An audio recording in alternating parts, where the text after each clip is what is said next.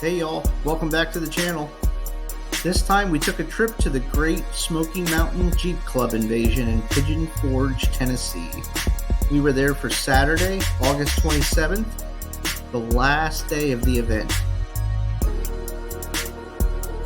We ended up getting there about an hour before they opened the gates, and already the line had formed up the parking lot hill to get into the event.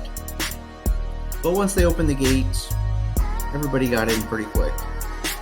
This is kind of a shot of us walking in to the gate, and these are just the Jeeps that were parked there.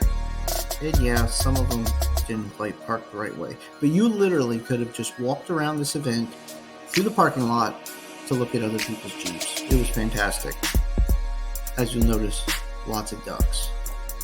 Once we made it inside the gate, we took a walk down Installation Row, and at 9 o'clock in the morning, these boys were busy. All kinds of stuff getting installed. Radios, speakers, dash kits. But we were on a mission. We wanted to get inside the Lacron Center before all the crowds got there. Once inside, I was very impressed at how large this building was. We took a very quick lap around the indoor arena, and then we headed out to go get in line to meet Matt. You would not believe this line. All day, the line was humongous to get your picture taken with Matt. We may or may not have purchased a few things from the tent next door, and we definitely got our picture taken with Matt. It was really awesome that he had all of his equipment out there, and he had his whole team out there. They were all super nice. Everybody was so willing to talk to, and I know these people had been there for 2.5 days in that heat. That parking lot, that pavement was so hot, but you wouldn't know it. They'd stand there and talk to you for 5 or 6 minutes, just like they were back at their shop. Well, that unfortunately sucked up most of our morning, but worth all of our time. Next, back into the Lacron Center, and it was packed. But we got to see some more people that we watch on YouTube all the time.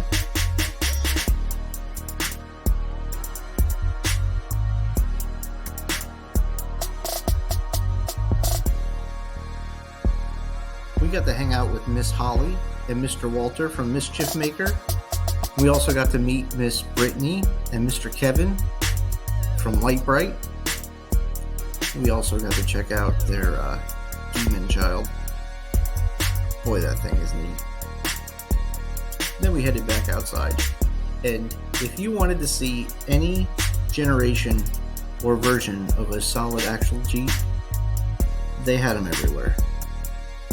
From old World War II Willys, Grand Cherokees, Scramblers,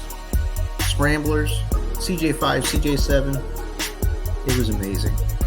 I could have spent days just looking at these Jeeps.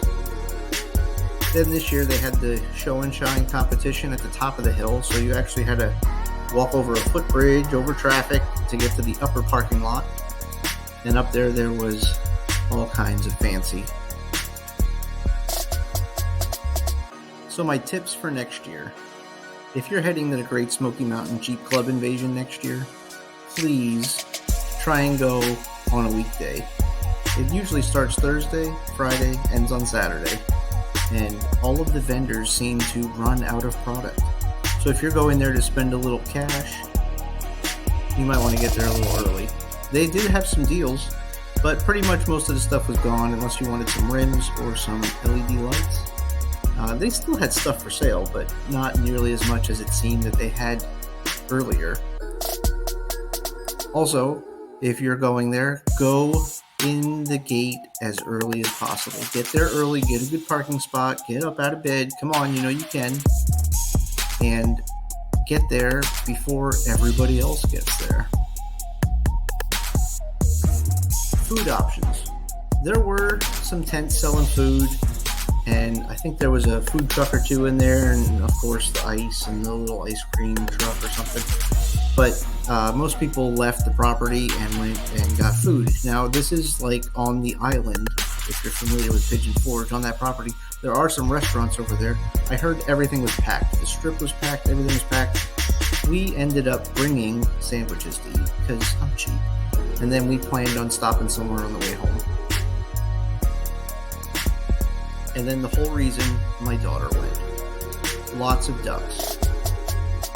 I think she probably brought about 70 ducks, 50 to 70 ducks. She didn't come home with any ducks. She was not alone. Everybody was ducking Jeeps there. I seen some ladies walking around with big 31 tote bags full of ducks, just putting them on every single Jeep they could find.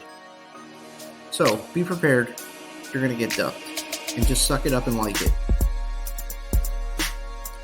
Finally, at the end of the day, we ran into Corey and Jesse performing articulations on their RTI trailer.